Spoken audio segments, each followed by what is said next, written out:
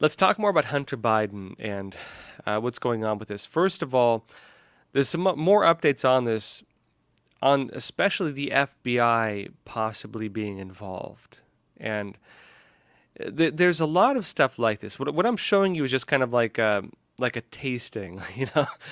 I'm giving you samples from across the table, demonstrating just pieces of evidence on the types of things he's been involved with. And you have a lot of people who could be implicated. You know, the issue you have with this is not, it's really, if they wanted to fully investigate this, if the Justice Department were to, for example, appoint a special counsel, as it did to Trump and Trump's family, if they were to treat this with the same level of scrutiny that they applied to Trump when he was president, not only would this very likely implicate, well, Joe Biden himself and, of course, Hunter Biden, it would also implicate other members of Congress, very likely, engaged in similar deals, other members of our government engaged in very similar deals, including with overlap with Hunter Biden, such as, again, John Kerry's children. But it would also implicate other parts of the government, including possibly members of the FBI. Let me show you this. This is Washington Examiner.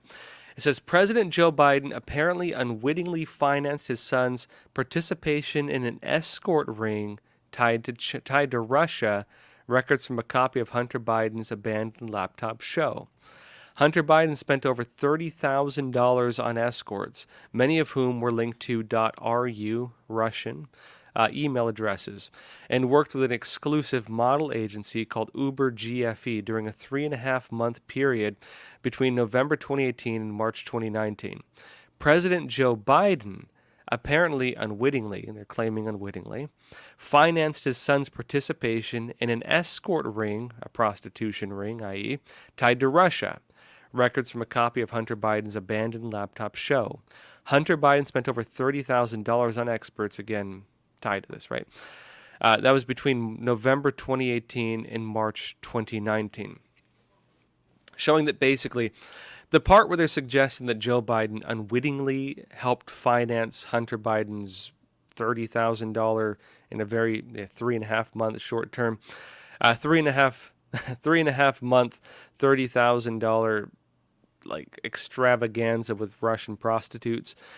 It was that basically Biden was just providing some of the money to Hunter, and Hunter chose to use it for prostitutes. And it's not clear whether Hunter, or whether Joe Biden knew that the money was going to be used for that. That's what they're suggesting. The important part, though, is again, not just that, but also that he may have been traveling in ways he shouldn't have, and with some of these prostitutes, which could constitute human trafficking. On the FBI part, get this. It says ex-FBI chief gave $100,000 to Biden grandkid trust as he sought future work, according to Hunter Biden's emails. And again, this is important because it's showing the broader scale of this pay-to-play system that Hunter Biden appears to have established, well, credibly had established. That Hunter Biden was, of course, running these deals with the intent to get future work, quote unquote, or future deals with Joe Biden. And not just with foreign governments and foreign individuals, but maybe even right here in the U.S. with corrupt, potentially, officials.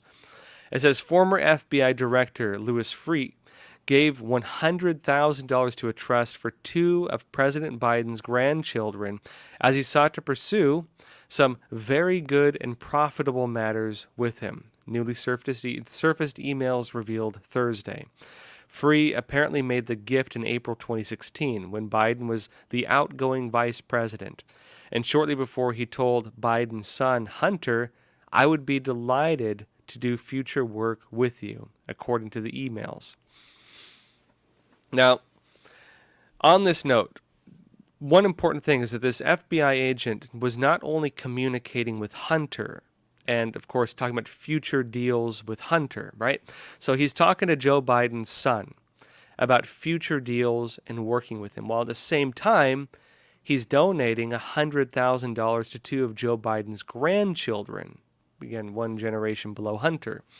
And in doing that as well, he's saying that, he seeks to pursue some very good and profitable matters. So this FBI agent is suggesting that the reason behind giving $100,000 to two of Joe Biden's grandchildren is that he hopes that that will establish a deal. Meanwhile, again, he's communicating directly with Hunter Biden about also making deals, suggesting that this FBI agent has the understanding that by going to Joe Biden's family members and putting money in, giving money to his family members or making deals with his family members, that he will gain access to Joe Biden. That's the implication of this. A bit more on this, something very interesting. I mentioned going deeper into this. The big question is whether this is going to be criminally investigated, and also whether the Republicans, if they gain, of course, control of the House come 2022, right now, right, during the midterms, whether they will create their own investigative committee looking into Hunter Biden, because all the things are falling in place right now, as we discussed a bit previously. Everything's falling in place right now for them to launch criminal investigations into Hunter. And information now, including direct claims, is saying that Republicans want to use Hunter Biden as the way to suggest that Joe Biden is basically implicated, that Joe Biden has been compromised by his son, as frankly the evidence shows. Something interesting here, though, is that Republicans found a way to insert Hunter Biden's laptop into official evidence, meaning this is part of official record now. Meaning that they can actually use this within the government and use it kind of credibly. It's interesting how they did this. Let me show you a bit of how they made this happen. It just happened. Let me show you a video first, right? This is the House Judiciary GOP talking on Twitter. They're saying, "Where's Hunter Biden's laptop? The FBI had no clue." I'll play this video for you. Sir, I'm not here to talk about the laptop. I'm here to talk about the FBI cyber program. You are the assistant director of FBI cyber. I want to know where Hunter Biden's laptop is. Where is it? Sir, I don't know that answer. That is astonishing to me. Has FBI cyber assessed whether or not Hunter Biden's laptop could be a point of vulnerability, allowing America's enemies to hurt our country? Sure. FBI cyber program is based off of what's codified in Title 18, Title 18, Section 1030, a code which talks about computer intrusions, right? Using nefarious intent. Well, you've talked about passwords here. I mean, Hunter Biden's password on his laptop was Hunter02. He drops it off at a repair store. I'm holding the receipt from Max Computer Repair, where in December 2019, they turned over this laptop to the FBI. And what now you're telling me right here is that as the assistant director of FBI cyber, you don't know where this is after it was turned over to you 3 years ago. Yes, sir, that's an accurate statement. How are Americans supposed to trust that you can protect us from the next colonial pipeline if it seems that you can't locate a laptop that was given to you 3 years ago from the first family, potentially creating vulnerabilities for our country? Sir, it's not in the purview of my investigative responsibilities. It's funny, right? So this guy with FBI cyber, he tries to avoid the question. He says, "Well, the role of FBI cyber is to investigate potential intrusions into computers." And Matt Gaetz is saying, "Well, how about the computer that Hunter Biden himself dropped off to you guys, or that was Hunter Biden's laptop that was dropped off to you guys? Where is it?" And they're like, "Oh, we don't know." Okay, they're in charge of making sure these computers are not breached, and they get handed Hunter Biden's laptop, and they don't know where the thing is. That's the problem. That's what Matt Gaetz lays out. But the way politics works is sometimes what you see on the surface is a bit of a show, and what's really happening is oftentimes what they're working on behind that show. And not saying Matt Gaetz was doing this intentionally, but he did something very interesting with this. By bringing this up, Matt Gaetz laid the groundwork to launch investigations. And let me show you exactly how he did this. Let me show you another Twitter account right here. This is Matt Gaetz's Twitter itself.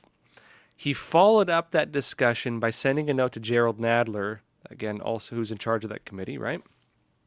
Where he submitted a copy of Hunter Biden's laptop into the record. And so while the FBI doesn't know where Hunter Biden's laptop is, the one that was turned into them, well, Matt Gaetz used that discussion, the one I just showed you, to insert into official record Hunter Biden's laptop, which you can see in this letter right here with a hard drive copy of Hunter Biden's laptop. Now, Matt Gaetz writes this on Twitter, or in this letter, of course, to Jerry Nadler. He says, "Dear Chairman Nadler, yesterday during a full committee hearing titled Oversight of the Federal Bureau of Investigation Cyber Division, I sought and was granted unanimous consent to submit the contents of Hunter Biden's laptop into the record of the House Committee on the Judiciary.